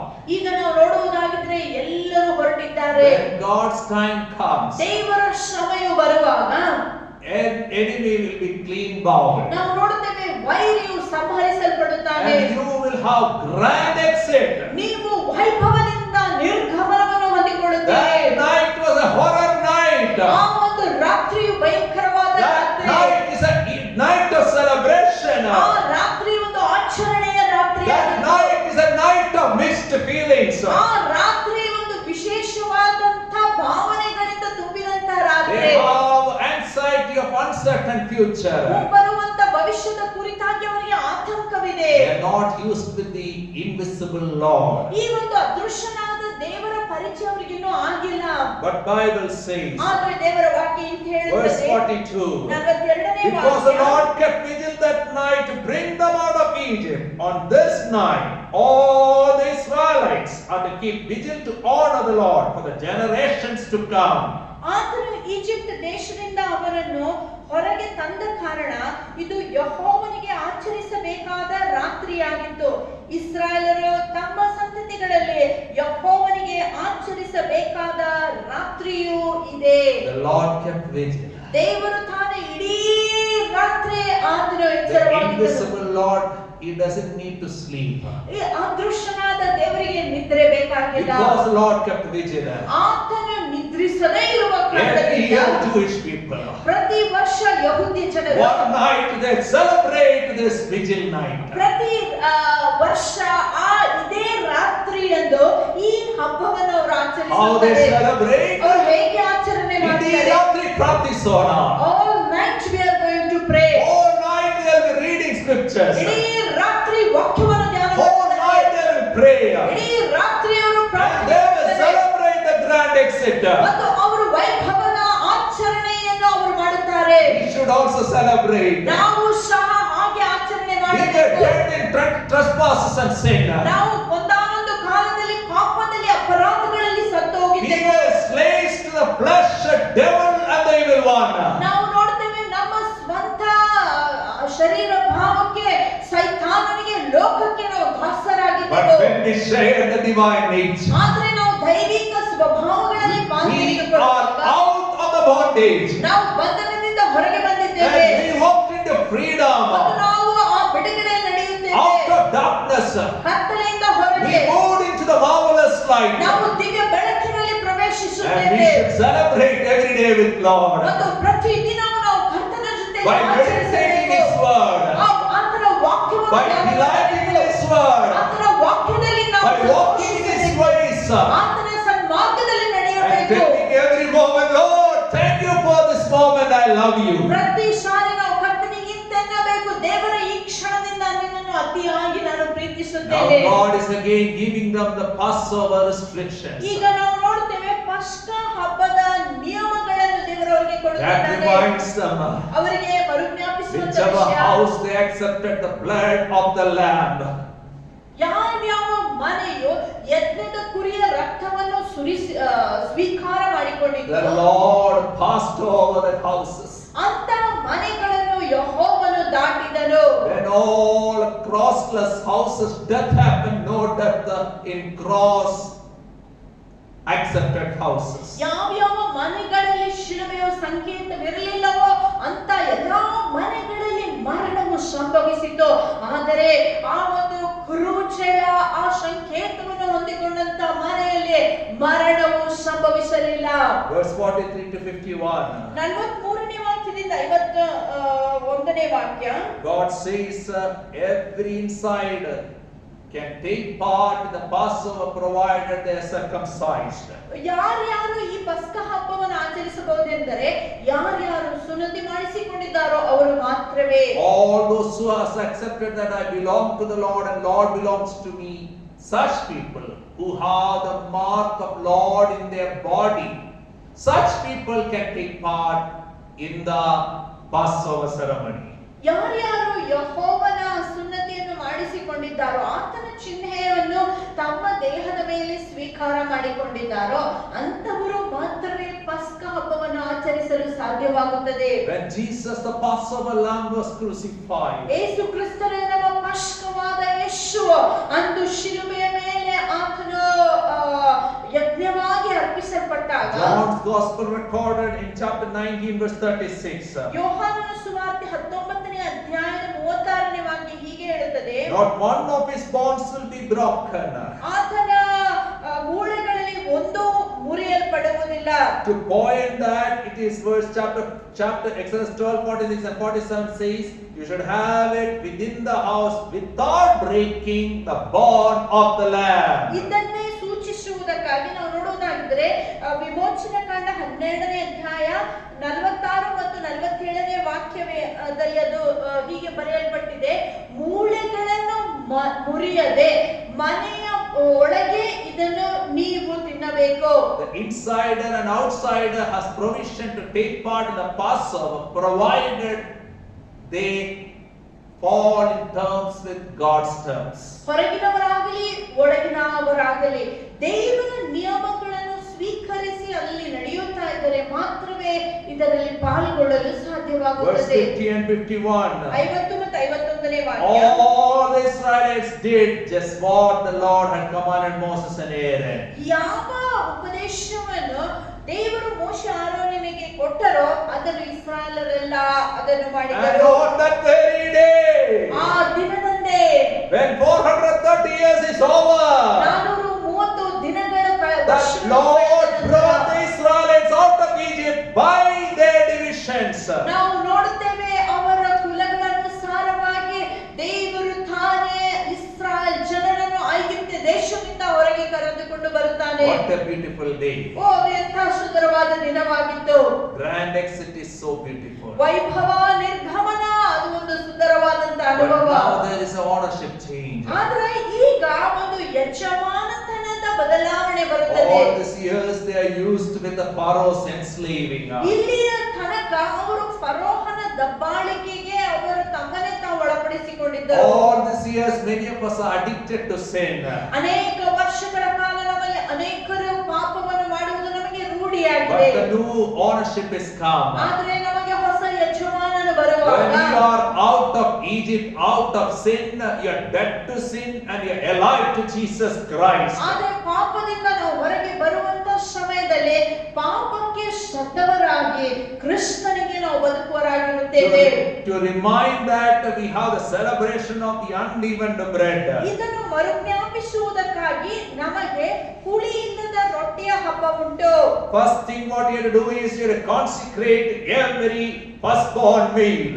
ನೀವು ಮಾಡಬೇಕಾದ ಮೊದಲನೇ ವಿಷಯವೇನೆಂದರೆ ಚೊಚ್ಚಲಾದ ಪ್ರತಿಯೊಂದು ಪುರುಷನನ್ನು ನೀವು ಪ್ರತಿಷ್ಠಿಸಬೇಕು. God said, Israel is my firstborn. ದೇವರು ಇಂತೆನ್ನುತ್ತಾನೆ, ಇಸ್ರಾಯೇಲೇ ನನಗೆ ಚೊಚ್ಚಲ ಮಗು. So when you consecrate every firstborn meal, you are symbolically telling that the whole Israel is consecrated and they are committed to follow the Master Lord forever and ever. ಚೊಚ್ಚಲಾಗಿರುವಂತ ಮಗುವನ್ನು ನೀವು ಪ್ರತಿಷ್ಠಿಸುವಂತ ಸಮಯದಲ್ಲಿ ನೀವು ದೇವರಿಗೆ ಹೇಳುವಂತ ಮಾತೇನೆಂದರೆ, ನಾವು ನಮ್ಮ ಕುಟುಂಬದವರು ಯೆಹೋವನಿಗೆ ನಾವು ಸಂಪೂರ್ಣವಾಗಿ ಪ್ರತಿಷ್ಠಿಸಲ್ಪಟ್ಟಿದ್ದೇವೆ. Verses 3 to 5. 3ನೇ ವಾಕ್ಯದಿಂದ 5ನೇ ವಾಕ್ಯ, They have to remember this day of deliverance. ಈ ಒಂದು ಬಿಡುಗಡೆ ದಿನವನ್ನು ಅವರು They are ನೆನೆಸಿಕೊಳ್ಳಬೇಕು. out of the land of slavery. ಈಗ ಅವರು ದಾಸತ್ವದ ಆ ಒಂದು ಜಾಗವನ್ನು ಬಿಟ್ಟು ಆಚೆ And they ಬರುತ್ತಿದ್ದಾರೆ. are to the land promised to the forefathers. ಈಗ ಅವರು ತಮ್ಮ ಪಿತೃಗಳ ಸ್ಥಳಕ್ಕೆ ಹೊರಟಿದ್ದಾರೆ. Out of slavery into the promised land. ದಾಸತ್ವದ ಸ್ಥಳದಿಂದ ಈಗ ವಾಗ್ದಾನ ದೇಶದ ಕಡೆಗೆ ಹೊರಟಿದ್ದಾರೆ. But they should remember by celebrating it. ಆದರೆ ಇದನ್ನು ಅವರು ನೆನೆಸಿಕೊಳ್ಳುವುದು ಹೇಗೆಂದರೆ ಏನೆಂದರೆ ಆಚರಣೆಯ ಮುಖಾಂತರ by maintaining no yeast at home. ಅವರ ಮನೆಯಲ್ಲಿ ಆ ದಿನದಂದು ಯಾವುದೇ ಹುಳಿ ಇರಬಾರದು. We too, out of slavery, we are to a promised land. Every day we have to remove the yeast of sin in our lives. ನಾವು ಸಹ ದಾಸತ್ವದಿಂದ ಆಚೆ ಬಂದು ಬೆಳಕಿನಲ್ಲಿ ನಾವು ಈಗ ನಮ್ಮ ವಾಗ್ದಾನ ದೇಶದ ಕಡೆಗೆ ಪ್ರವೇಶ ಮಾಡುತ್ತಿರುವಾಗ ಹುಳಿ ಎಂಬ ಪಾಪವನ್ನು ನಮ್ಮ ಜೀವಿತದಿಂದ ನಾವು ಕಿತ್ತಾಕಬೇಕು. Verse 6 and 7. 6 ಮತ್ತು 7ನೇ ವಾಕ್ಯ. Destroy all yeast. ನಿಮ್ಮಲ್ಲಿರುವಂತ ಎಲ್ಲ ಹುಳಿಯನ್ನು ಹಾಳು This ಮಾಡಿರಿ. reminds us there should be a haste and a cleanliness to be a holy people. ನಾವು ಪರಿಶುದ್ಧವಾದ ಜನಾಂಗವಾಗಬೇಕಾಗಿದ್ದರೆ ನಮ್ಮಲ್ಲಿ ಶುದ್ಧೀಕರಣವು ಇರುವುದು The ಮುಖ್ಯವಾಗಿದೆ. promised one will come. ಯಾಕಂದ್ರೆ ವಾಗ್ದಾನ ಮಾಡಿದಾತನು He will ಬರಲಿಕ್ಕಿದ್ದಾನೆ. take us to the promised land. ಆತನು ತಾನೇ ನಮ್ಮನ್ನು ವಾಗ್ದಾನ ದೇಶಕ್ಕೆ The promised ಕೊಂಡೊಯ್ಯುತ್ತಾನೆ. one is coming for the prepared people. ಸಿದ್ಧರಾಗಿರುವಂತ ಜನರಿಗೋಸ್ಕರ ಮಾತ್ರವೇ ವಾಗ್ದಾನ But ಮಾಡಿದಾತನು do we have an urgency? ಆದರೆ ಇಂತಹ ತ್ವರೆ ನಮ್ಮಲ್ಲಿ ಇದೆಯಾ? Do we clean ourselves daily? ಪ್ರತಿನಿತ್ಯವೂ ನಮ್ಮನ್ನು ನಾವು We ಶುದ್ಧೀಕರಿಸಿಕೊಳ್ಳುತ್ತಿದ್ದೇವಾ? should be set apart for Him. ನಾವು ಆತನಿಗೋಸ್ಕರ We should ಪ್ರತ್ಯೇಕಿಸಲ್ಪಡಬೇಕು. be cleaning ourselves every day. ಪ್ರತಿನಿತ್ಯವೂ ನಮ್ಮನ್ನೇ ನಾವು We should ಶುದ್ಧೀಕರಿಸಿಕೊಳ್ಳಬೇಕು. become a temple of the Holy Spirit. ಪರಿಶುದ್ಧಾತ್ಮನಿಗೆ ದಿವ್ಯ ಆಲಯವಾಗಿ ನಾವು And when He ಮಾರ್ಪಡಿಸಬೇಕು. comes, ಆತನು ಹಿಂತಿರುಗಿ we will ಬರುವಾಗ move along with Him. ನಾವು ಆತನ ಸಂಗಡ ಹೋಗುತ್ತೇವೆ. And verse 8 to 10 reminds us, 8ನೇ ವಾಕ್ಯದಿಂದ 10ನೇ ವಾಕ್ಯ ಹೀಗೆ on ಹೇಳುತ್ತದೆ. that day, ಆ ದಿನದಂದು tell your son, ನಿಮ್ಮ ಮಕ್ಕಳಿಗೆ ಹೀಗೆ tell your ತಿಳಿಸಿರಿ. children, ನಿಮ್ಮ ಮಕ್ಕಳಿಗೆ ತಿಳಿಸಿರಿ. I do this because of what the Lord did for me when I came out of Egypt. ನಾನು ಈಜಿಪ್ಟಿನಿಂದ ಹೊರಗೆ ಬಂದಾಗ ಯೆಹೋವನು ನನಗೋಸ್ಕರ ಮಾಡಿದ್ದನ್ನು ನಾನು ಆಚರಿಸುತ್ತಾ ಇದ್ದೇನೆ. Have this observance as a sign on your hand, on your forehead, on your lips. Everywhere remind, every day, every year, practice and celebrate this and hand over this to the generations. ಯೆಹೋವನ ಧರ್ಮಶಾಸ್ತ್ರವು ನಿಮ್ಮ ಬಾಯಿಯಲ್ಲಿ ಇರುವಂತೆ ಈ ಆಚರಣೆ ನಿಮ್ಮ ಕೈಯಲ್ಲಿ ಗುರುತಾಗಿಯೂ ನಿಮ್ಮ ಹಣೆಯಲ್ಲಿ ಜ್ಞಾಪಕಾರ್ಥವಾಗಿಯೂ ಇರಬೇಕು. ಏಕೆಂದರೆ ಯೆಹೋವನು ನಿಮ್ಮನ್ನು ತನ್ನ ಭುಜಬಲದಿಂದ ಐಗುಪ್ತದಿಂದ ಹೊರಗೆ ಬರಮಾಡಿದ್ದಾನೆ. These celebrations are teaching tools for the generations to come. ಈ ಒಂದು ಆಚರಣೆಯ ದಿನಗಳು ಮುಂಬರುವಂತ ತಲೆಮಾರಿಗೆ ಒಂದು ಉಪದೇಶ ಕೊಡುವಂತ ದಿನಗಳಾಗಿರಬೇಕು. Every day think and thank. ಪ್ರತಿನಿತ್ಯವೂ ನೀವು ಆಲೋಚನೆ ಮಾಡಿ ದೇವರಿಗೆ ಸ್ತುತಿ Every year ಹೇಳಬೇಕು. have celebration. ಪ್ರತಿ ವರ್ಷ ಆಚರಣೆ And ಮಾಡಬೇಕು. tell the children. ನೀವು ಮಕ್ಕಳಿಗೆ Once ಹೇಳಬೇಕು. upon a time we were in slavery. ಒಂದಾನೊಂದು ಕಾಲದಲ್ಲಿ ನಾವು Once ದಾಸತ್ವದಲ್ಲಿದ್ದೆವು. upon a time we never had freedom. ಒಂದಾನೊಂದು ಕಾಲದಲ್ಲಿ ನಾವು ಸ್ವತಂತ್ರ We ಇರಲಿಲ್ಲ. were minorities. ನಾವು ಕನಿಷ್ಠ ಪಕ್ಷಕ್ಕೆ We were ಸೇರಿಸಲ್ಪಟ್ಟಿದ್ದೆವು. mistreated. ನಮ್ಮನ್ನು ತಪ್ಪಾಗಿ We ಉಪಯೋಗಿಸಿದರು. were rejected. ನಮ್ಮನ್ನು We were ತಿರಸ್ಕರಿಸಿದರು. persecuted. ನಾವು ಹಿಂಸೆಗೆ We were ಒಳಗಾದೆವು. isolated. ನಮ್ಮನ್ನು ತಳ್ಳಿ We ಬಿಟ್ಟರು. were not belonging to the world. ನಾವು ಈ ಲೋಕಕ್ಕೆ ಸೇರಿದವರಂತಿರಲಿಲ್ಲ. In the world. ಈ ಲೋಕದಲ್ಲಿದ್ದೇವೆ, But not in the world. ಆದರೆ ಲೋಕದವರಲ್ಲ. But Jesus set us free. ಆದರೆ ಯೇಸು ನಮಗೆ ಬಿಡುಗಡೆ Why we ಕೊಟ್ಟನು. take communion? ನೀವು ಕರ್ತನ ಭೋಜನದಲ್ಲಿ Because the Passover lamb was crucified.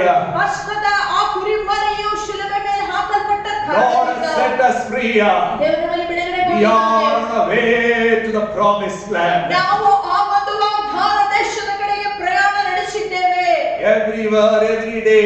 ಪ್ರತಿ ಕಡೆಯಲ್ಲಿಯೂ ಪ್ರತಿನಿತ್ಯವೂ You deliberately teach your children that and live a life of holiness. Children will follow your way of faith. ನೀವು ನಿಮ್ಮ ಮಕ್ಕಳಿಗೆ ದಿನಪ್ರತಿ ಇಂತೆಲ್ಲಾ ವಿಷಯಗಳನ್ನು ತಿಳಿಸಿ ಅವರ ಮುಂದೆ ನೀವು ಪರಿಶುದ್ಧವಾದಂತ ಮಾದರಿಯ ಜೀವಿತವನ್ನು ಜೀವಿಸುವಾಗ ನಿಮ್ಮ ಮಾರ್ಗವನ್ನೇ ನಿಮ್ಮ ಮಕ್ಕಳು ಅನುಸರಿಸುತ್ತಾರೆ. The firstborn symbolically should be dedicated in behalf of the whole community of Israel. ನಾವು ನೋಡುತ್ತೇವೆ ಚೊಚ್ಚಲ ಮಗು ಎಂಬುದಾಗಿ ಹೇಳುವಾಗ ಇಸ್ರಾಯೇಲ್ ಸಮುದಾಯಕ್ಕೋಸ್ಕರ ಆ ಮಗುವನ್ನು ಅವರು ಪ್ರತಿಷ್ಠಿಸುತ್ತಾರೆ. We are going to practice the covenant. We belong to the Lord and Lord belongs to us. ಈಗ ಅವರು ಹೇಳುವುದು ಏನೆಂದರೆ ಆ ಒಂದು ದೇವರ ಒಡಂಬಡಿಕೆಯನ್ನು ಆಚರಿಸುತ್ತಾ ಇದ್ದಾರೆ.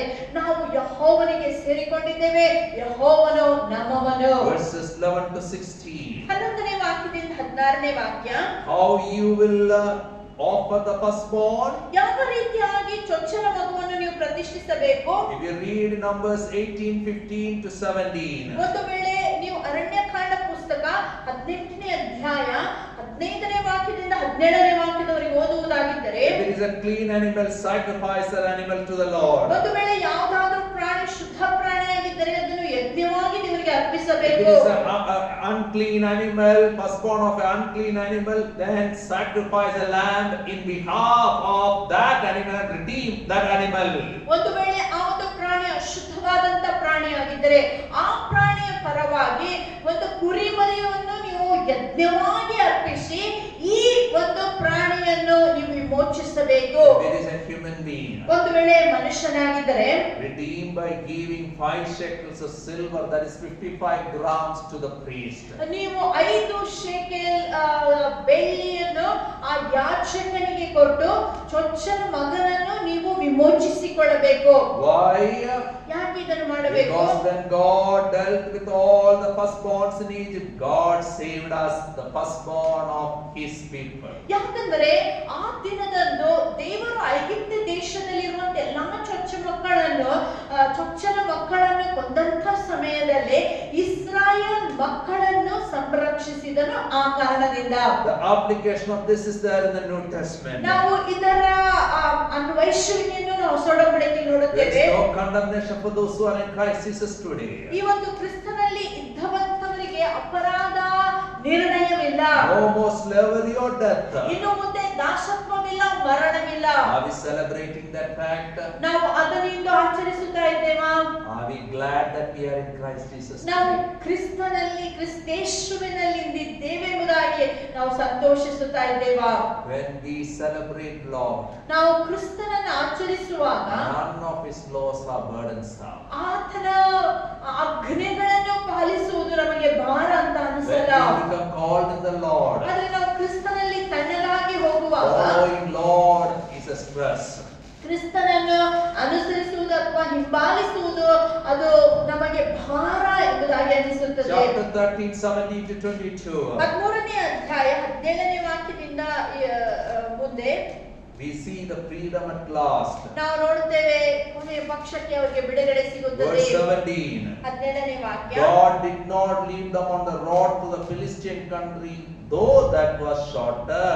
ಫಿಲಿಷ್ಟಿಯರ ಆ ದೇಶದೊಳಗಿಂದ ದೇವರು ಇವರನ್ನು ಮುನ್ನಡೆಸಲಿಲ್ಲ. ಆ ಮಾರ್ಗವು ಒಂದು ಸಮೀಪವಾದಂತಹ It ಮಾರ್ಗವಾಗಿತ್ತು. is a northeast shorter route. ಅದು ಉತ್ತರದ ಪೂರ್ವ ಭಾಗದಲ್ಲಿ ಇರುವಂತ ಸರಳ But ಮಾರ್ಗವಾಗಿತ್ತು. God in His knowledge understood. ಆದ್ರೆ ದೇವರು ತನ್ನ ಸರ್ವಜ್ಞಾನದಲ್ಲಿ ಒಂದು ವಿಷಯ Those 6 ಅರ್ಥೈಸಿಕೊಂಡಿದ್ದನು. lakh men are available for war, they are not trained in warfare. ಅವರು ದೇವರಿಗೆ ಗೊತ್ತಾದಂತ ವಿಷಯವೇನೆಂದ್ರೆ ಈ ಒಂದು ಸಂಖ್ಯೆಯಲ್ಲಿ 6 ಲಕ್ಷ ಸೈನಿಕರಿದ್ದರೂ ಸಹ ಅವರಿಗೆ ಯುದ್ಧದ ಅಭ್ಯಾಸವಿಲ್ಲ.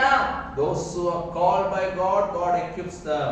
ಯಾರನ್ನು ದೇವರು ಕರೆದಿದ್ದಾನೋ ಅಂತವರಿಗೆ ದೇವರು ತರಬೇತಿಯನ್ನು ಕೊಡುತ್ತಾನೆ. God said, verse 17, if they face war, they might change their minds and return to Egypt. 17ನೇ ವಾಕ್ಯದಲ್ಲಿ ದೇವರು ಇಂತೆನ್ನುತ್ತಾನೆ, ಜನರು ಯುದ್ಧವನ್ನು ನೋಡಿ ಮನಸ್ಸನ್ನು ಬೇರೆ ಮಾಡಿಕೊಂಡು ಈಜಿಪ್ಟಿಗೆ ಹಿಂದಿರುಗಾರು. If you are called by God, you will be put into training. You will be trained to be holy unto the Lord. ಒಂದು ವೇಳೆ ದೇವರು ನಿಮ್ಮನ್ನು ಕರೆದಿದ್ದರೆ ದೇವರು ನಿಮಗೆ ಒಂದು ತರಬೇತಿಯನ್ನು ಕೊಡಲಿಕ್ಕಿದ್ದಾನೆ.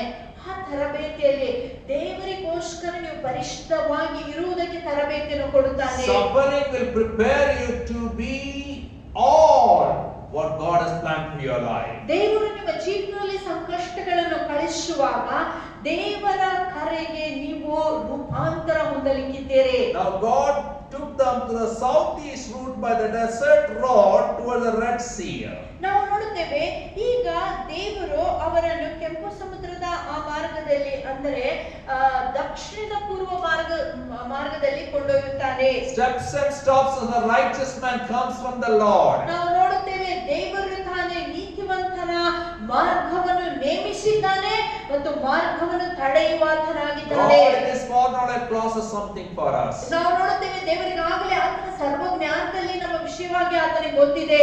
And He opened something else for us. ಆ ಕಾರಣದಿಂದ ಆತನ ಸರ್ವಜ್ಞಾನಕ್ಕನುಸಾರವಾಗಿ ವಿಶೇಷವಾದ ಸಂಗತಿಗಳನ್ನು ತೆರೆ And God ಮಾಡುತ್ತದೆ. opened the southeast route for them. ನಾವು ನೋಡುತ್ತೇವೆ ಈಗ ದೇವರು ದಕ್ಷಿಣ ಪೂರ್ವ ಭಾಗವನ್ನು ಅವರಿಗೆ ತೆರೆ ಮಾಡುತ್ತಾನೆ. And the Israelites went up out of Egypt armed for battle. ನಾವು ನೋಡುತ್ತೇವೆ ಆ ಕಾರಣದಿಂದ ಇಸ್ರಾಯೇಲ್ ಜನರು ಐಗುಪ್ತ ದೇಶವನ್ನು ಬಿಟ್ಟು ಬರುವಾಗ ಯುದ್ಧಕ್ಕಾಗಿ ಸಿದ್ಧರಾಗಿದ್ದಾರೆ. Which route are they following? ಈಗ ಇವರು ಹಿಂಬಾಲಿಸುವಂತ ದಾರಿ ಯಾವುದಾಗಿದೆ? Exodus 3 verse 12.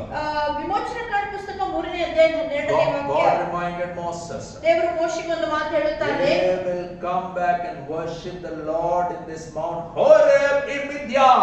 ಮಿದ್ಯಾನ್ ಎಂಬ ಈ ಪ್ರದೇಶದಲ್ಲಿ ಹೋರೇಬ್ ಎಂಬ ಬೆಟ್ಟದ ಮೇಲೆ ಅವರು ಬಂದು ನನ್ನನ್ನು ಆರಾಧಿಸುತ್ತಾರೆ ಎಂಬುದಾಗಿ 3ನೇ ಅಧ್ಯಾಯ 12ನೇ ವಾಕ್ಯದಲ್ಲಿ ಆಗಲೇ ದೇವರು ಮೋಶೆಗೆ ಹೇಳಿದ್ದರು. Very less human beings are there in this desert area. ಈ ಒಂದು ಮರುಭೂಮಿಯಲ್ಲಿ ಕೆಲವು ಮನುಷ್ಯರು ಮಾತ್ರ ಇದ್ದಾರೆ. But God sent Moses and trained him thoroughly for 40 years in this wilderness. ಆದರೆ ದೇವರು ತಾನೇ ಮೋಶೆಯನ್ನು ಮೊದಲೇ ಕಳಿಸಿ ಈ ಒಂದು ಮರುಭೂಮಿಯ ವಿಷಯವಾಗಿ ಸರಿಯಾಗಿ ತರಬೇತಿಯನ್ನು ಮೋಶೆಗೆ ಕೊಟ್ಟಿದ್ದನು.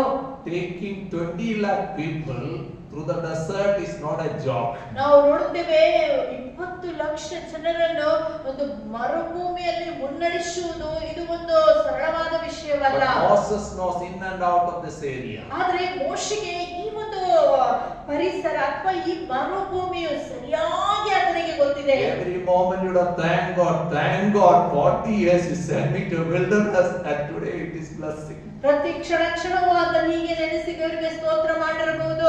ದೇವರೇ 40 ವರ್ಷಗಳ ಕಾಲ ಈ ಮರುಭೂಮಿಯಲ್ಲಿ ನನ್ನನ್ನು ಇರಿಸಿದೆ, ಕರ್ತನೇ ಬೇಕಾಗಿರುವಂತ ಎಲ್ಲಾ ತರಬೇತಿಯನ್ನು ಕೊಟ್ಟೆ, ಆ ಕಾರಣದಿಂದ ಇಂದು ನಾನು ಈ ಜನರನ್ನು ನಡೆಸುವುದಕ್ಕಾಗುತ್ತದೆ ಎಂಬುದಾಗಿ ದೇವರಿಗೆ ಕೃತಜ್ಞತೆ ಸ್ತುತಿ ಆತನು ಮಾಡುತ್ತಿದ್ದನು. ನಿಮ್ಮಲ್ಲಿ ಕೆಲವು ಜನರು ಸಹಿಸಿಕೊಳ್ಳಲಾರದಂತ ಕಷ್ಟಗಳನ್ನು ಅನುಭವಿಸುತ್ತಾ ಇದ್ದೀರಿ. ಇವತ್ತು ಆ ಕಷ್ಟಗಳ ಮಧ್ಯದಲ್ಲಿ ನಿಮಗೆ ಯಾವುದೇ ಅರ್ಥ ಸಿಗುತ್ತಿಲ್ಲ. ಆದ್ರೆ ಒಂದು ದಿನ ನಿಮ್ಮ ಜೀವಿತದಲ್ಲಿ ಬರಲಿಕ್ಕಿದೆ. ಆ ದಿನದಿಂದ ನೀವು ನೆನೆಸಿಕೊಂಡು ಕರ್ತನಿಗೆ ನೀವು ಸ್ತೋತ್ರ ಮಾಡುವರಾಗಿರುತ್ತೀರಿ. ದೇವರ ಆ ಒಂದು ತರಬೇತಿ ನನಗೆ ಸಿಗದಿದ್ದರೆ I will not leave this many. ಈ ಇಷ್ಟೊಂದು ಜನರನ್ನು ಮುನ್ನಡೆಸುವುದಕ್ಕೆ ನನಗೆ ಸಾಮರ್ಥ್ಯವಾಗುತ್ತಿರಲಿಲ್ಲ.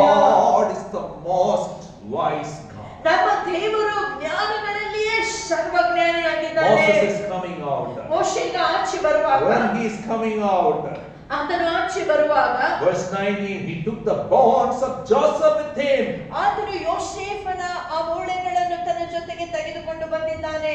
Moses is repeating Genesis 50, 24 and 25. ಈಗ ಮೋಶೆಯು ಆದಿಕಾಂಡ ಪುಸ್ತಕದಲ್ಲಿ 50ನೇ ಅಧ್ಯಾಯ 24-25ನೇ ವಾಕ್ಯಗಳನ್ನು ಆತನು ಹೇಳುತ್ತಾ ಇದ್ದಾನೆ. Joseph said, God will surely come to your aid, and then you must carry my bonds up with you from this place. ಆಗ ಯೋಸೇಫನು ಒಂದು ಮಾತನ್ನು ಹೇಳುತ್ತಾನೆ, ನಿಶ್ಚಯವಾಗಿ ಯೆಹೋವನು ನಿಮ್ಮನ್ನು ಸಂರಕ್ಷಿಸುತ್ತಾನೆ. ಆ ದಿನದಂದು ನೀವು ನನ್ನ ಎಲುಬುಗಳನ್ನು ಈ ಸ್ಥಳದಿಂದ ಮುಂದೆ ಕೊಂಡೊಯ್ಯಬೇಕು. Joseph died in faith. ಯೋಸೇಫನು ನಂಬಿಕೆಯಲ್ಲಿ ಸತ್ತು He never saw the promise of God coming true. ಆತನು ತನ್ನ ಜೀವಿತದಲ್ಲಿ ದೇವರ ವಾಗ್ದಾನ ನೆರವೇರಿದ್ದನ್ನು But he ನೋಡಲಿಲ್ಲ. knew one day, ಆದರೆ ಆತನಿಗೆ ಗೊತ್ತಿತ್ತು, after 400 years, 400 ವರ್ಷಗಳ God will keep his promise.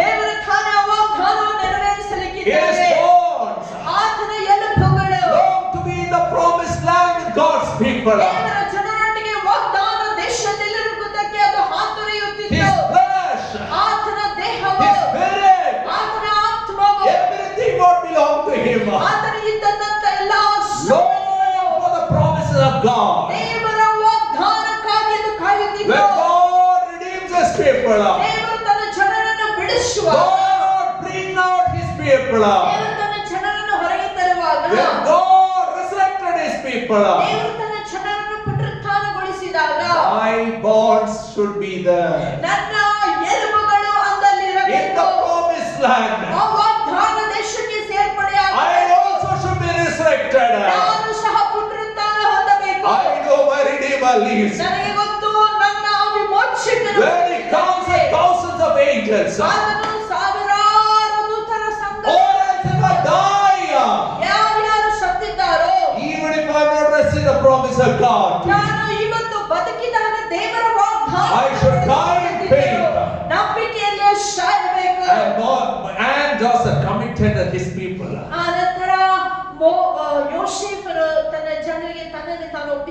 ಹೇಳಿದ್ದಾರೆ. carry the bones. ಆತನು ನನ್ನ ಎಲುಬುಗಳನ್ನು ಕೊಂಡೊಯ್ಯಿರಿ ಎಂಬುದಾಗಿ That ಹೇಳುತ್ತಾನೆ. tomb was there in Egypt.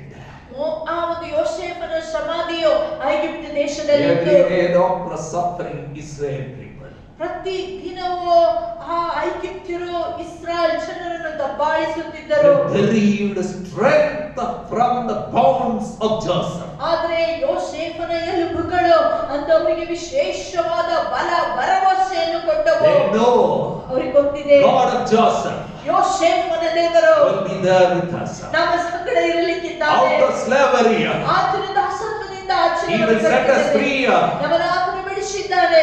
Set in thrones. ಆತನು ತಾನೇ ಸಿಂಹಾಸನರುಡನಾಗಿದ್ದಾನೆ. Our God is God of Joseph. ನಮ್ಮ ದೇವರು ಯೋಸೇಫನ Today ದೇವರಾಗಿದ್ದಾನೆ. may be a day of suffering for you. ಇವತ್ತು ನೀವು ಹಿಂಸೆ ಸಂಕಷ್ಟಗಳನ್ನು Today is a day of humiliation for you. ಇವತ್ತು ನೀವು Today is a ತಿರಸ್ಕರಿಸಲ್ಪಟ್ಟಿದ್ದೀರಿ. day of suffering for you. ನಿಮಗೆ ಇಂದು ಕಷ್ಟಗಳು But this ಬಂದಿರಬಹುದು. will pass away. ಆದರೆ ಈ ಒಂದು ಕಷ್ಟ A glorious day will come. ಒಂದು ಮಹಿಮೆಯುಳ್ಳ The ದಿನ promise of ಬರಲಿದೆ. God will come true. ದೇವರ ವಾಗ್ದಾನವು ನೆರವೇರುತ್ತದೆ. What is your longing in your ನಿಮ್ಮ heart? ಹೃದಯದ ಬಯಕೆ ಏನಾಗಿದೆ?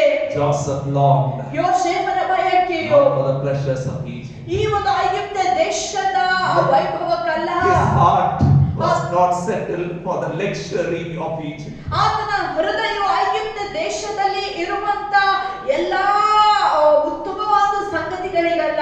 And his bonds were carried 40 plus years. 40 ವರ್ಷಗಳ ಕಾಲ ಆತನ ಎಲುಬುಗಳನ್ನು ಅವರು ಕೊಂಡೊಯ್ಯುತ್ತಾರೆ. And finally his bond reached the promised land. ಕೊನೆ ಪಕ್ಷಕ್ಕೆ ಆತನ ಆ ಎಲುಬುಗಳು ವಾಗ್ದಾನ ದೇಶವನ್ನು Verse ಮುಟ್ಟುತ್ತವೆ. 20. 20ನೇ ವಾಕ್ಯ. Verse 20 is their first camping place. ನಾವು ನೋಡ್ತೇವೆ 13ನೇ ಅಧ್ಯಾಯ 20ನೇ ವಾಕ್ಯ ನೋಡುವುದಾಗಿದ್ರೆ ಮೊದಲು ಅವರು ಅಲ್ಲಿ ಬಿಡಾರ After Levi Sukkot, they camped at Etham on the edge of the desert. ನಾವು ನೋಡುತ್ತೇವೆ ಸುಖೋತ್ ಎಂಬ ಪ್ರದೇಶವನ್ನು ಅವರು ಬಿಟ್ಟ ನಂತರ ಇತಾಮ್ ಎಂಬ ಪ್ರದೇಶದಲ್ಲಿ ಅವರು ತಂಗುತ್ತಾರೆ. These people, they have no vision of the invisible God. ಈ ಎಲ್ಲಾ ಜನರಿಗೆ ಅದೃಶ್ಯನಾದ ದೇವರ ಪರಿಚಯ ಇನ್ನೂ ಬಂದಿಲ್ಲ. To keep them grounded, ಅವರನ್ನು ಸ್ಥಿರಪಡಿಸುವುದಕ್ಕಾಗಿ God gave them a guide. ದೇವರು ಅವರಿಗೆ ಒಂದು ಮಾರ್ಗದರ್ಶನವನ್ನು ಕೊಡುತ್ತಾನೆ. By the day the Lord went ahead of them in a pillar of cloud to guide them on their way, and by night in a pillar of fire to give them light, so that they could travel by day or night. ಯೆಹೋವನು ಹಗಲಿನಲ್ಲಿ ಅವರಿಗೆ ದಾರಿ ತೋರಿಸುವುದಕ್ಕೆ ಮೇಘ ಸ್ತಂಭದಲ್ಲಿಯೂ ರಾತ್ರಿಯಲ್ಲಿ ಅವರಿಗೆ ಬೆಳಕು ಕೊಡುವುದಕ್ಕೆ ಅಗ್ನಿ ಸ್ತಂಭವಾಗಿಯೂ ಅವರ ಮುಂದೆ ಹೋದನು.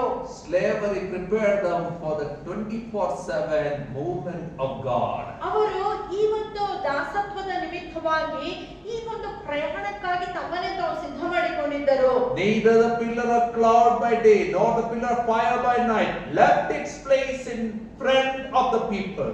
ಆತನು ಹಗಲಿನಲ್ಲಿ ಮೇಘ ಸ್ತಂಭವನ್ನು ರಾತ್ರಿಯಲ್ಲಿ ಅಗ್ನಿ ಸ್ತಂಭವನ್ನು ಜನರ ಎದುರಿನಿಂದ ತೆಗೆದು ಬಿಡಲಿಲ್ಲ. When you long for deliverance, ನಿಮ್ಮ ಜೀವಿತದಲ್ಲಿ ನೀವು ಬಿಡುಗಡೆಯನ್ನು ಬಯಸುವಾಗ God's pillar will not disappear.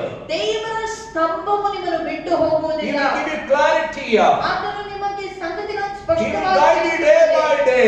ಪ್ರತಿ ನಿಮ್ಮನ್ನು He will ಮುನ್ನಡೆಸುತ್ತಾನೆ. not give you blueprint for every day. ಪ್ರತಿನಿತ್ಯ ಆಗುವಂತ ಎಲ್ಲಾ ವಿಷಯಗಳ But daily ನಕ್ಷೆಗಳಲ್ಲ, provision will come. ಆದರೆ ಪ್ರತಿನಿತ್ಯವೂ ಎಲ್ಲವನ್ನು Don't ಒದಗಿಸಿಕೊಡುತ್ತಾನೆ. run ahead of the pillar.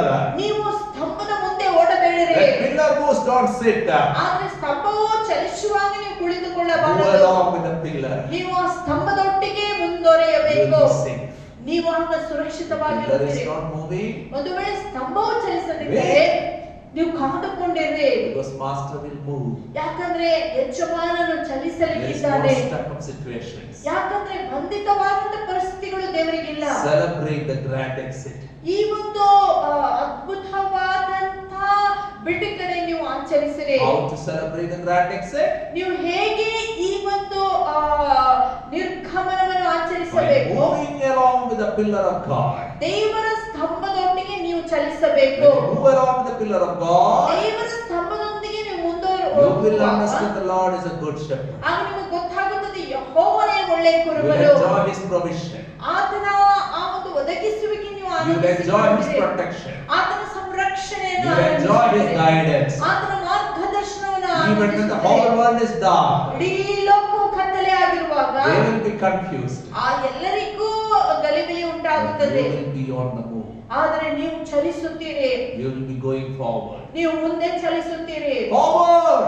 ಮುಂದೆ ಚಲಿಸುತ್ತೀರಿ, Forward you will move. ನೀವು ಮುಂದೆ Not by ಚಲಿಸುತ್ತೀರಿ. your strength, ನಿಮ್ಮ ಬಲದಿಂದಲ್ಲ, not by your ನಿಮ್ಮ wisdom, ಜ್ಞಾನದಿಂದಲ್ಲ, but by the presence of God. ಆದರೆ ದೇವರ ಪ್ರಸನ್ನತೆಯ ಮುಖಾಂತರ. Wilderness is so beautiful. ಈ ಮರುಭೂಮಿಯು ಸುಂದರವಾದ ಸ್ಥಳ. Where the presence of God is with us. ಆ ದೇವರ ಪ್ರಸನ್ನತೆ, ಆತನ ಸನ್ನಿಧಾನವು ನಮಗೆ ಸುಂದರವಾಗಿರುವಾಗ ಮಾತ್ರ. May God help each one of us. ದೇವರು ತಾನೇ ನಮ್ಮೆಲ್ಲರಿಗೆ ಸಹಾಯ To ಮಾಡಲಿ. move along with the Lord ನಾವು ಕರ್ತನೊಟ್ಟಿಗೆ and ಚಲಿಸುವುದಕ್ಕಾಗಿ enjoy the presence of Lord ಕರ್ತನ ಪ್ರಸನ್ನತೆಯನ್ನು ಆನಂದಿಸೋಣ. every days of our life. ನಮ್ಮ ಜೀವಿತದ ಪ್ರತಿಯೊಂದು ದಿನಗಳು. God bless all of you. ದೇವರು ತಾನೇ ನಿಮ್ಮೆಲ್ಲರನ್ನು ಆಶೀರ್ವಾದ ಮಾಡಲಿ. This morning let us ask the shepherd of our soul to lead us as he led the Israelites out of bondage into freedom. ಬೆಳಗಿನ ಹೊತ್ತಾರೆಯಲ್ಲಿ ನಮ್ಮ ಪ್ರಾಣ ಕುರುಬನಿಗೆ ಕೇಳೋಣ, ಯಾವ ರೀತಿಯಾಗಿ ಇಸ್ರಾಯೇಲ್ ಜನರನ್ನು ನೀನು ಐಗುಪ್ತದಿಂದ ವಾಗ್ದಾನ ದೇಶದ ಕಡೆಗೆ ನಡೆಸಿದೆಯೋ ನಮ್ಮನ್ನು ಸಹ ನೀನು ನಡೆಸುವುದಾಗಿ.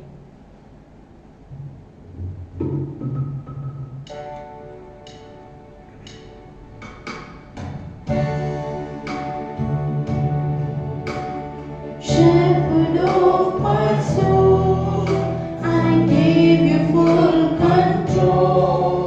Wherever you lead, I will follow. I have made a choice to listen to your voice. Wherever you may lead, I will go. Shepherd of My soul, I give you full control. Wherever you may lead, I will go.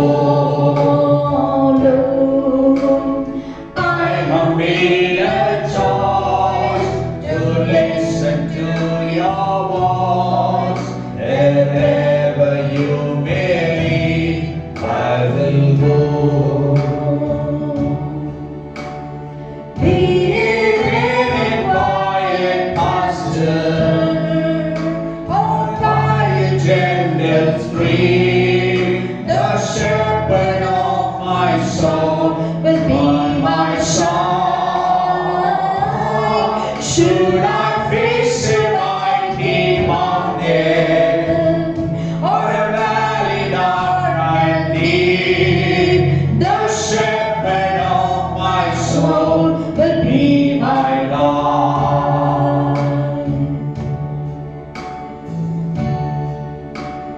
Be In a quiet pasture or by a gentle stream, the shepherd of my soul will be my side.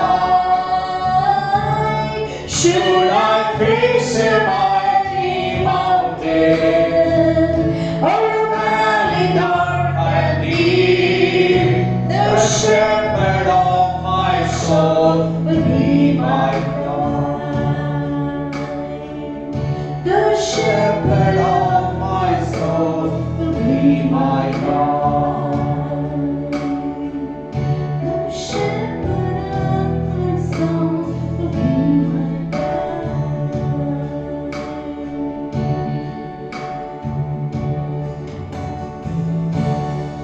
The amazing grace of our Lord and Savior Jesus Christ, ಯೇಸು ಕ್ರಿಸ್ತನ ಅಮೂಲ್ಯವಾದಂತಹ ಕೃಪೆಯು, the lavish love of God the Father, ತಂದೆಯಾದ ದೇವರ ಅಳತೆ ಇಲ್ಲದಂತಹ the ಪ್ರೀತಿಯು, abiding presence of the Holy Spirit ಪರಿಶುದ್ಧಾತ್ಮನ ನಿತ್ಯವಾದಂತಹ ಪ್ರಸನ್ನತೆಯು be with each one of us. ನಮ್ಮೆಲ್ಲರ ಸಂಗಡ ಇರಲಿ. Enjoy the grand exit every days of our life. ವೈಭವದ ನಿರ್ಗಮನವನ್ನು ನಮ್ಮ ಜೀವಿತದ ಪ್ರತಿದಿನವೂ ಅನುಭವಿಸುವುದಕ್ಕಾಗಿ God bless all of you. ದೇವರು ತಾನೇ ನಿಮ್ಮೆಲ್ಲರನ್ನು ಆಶೀರ್ವಾದ ಮಾಡಲಿ.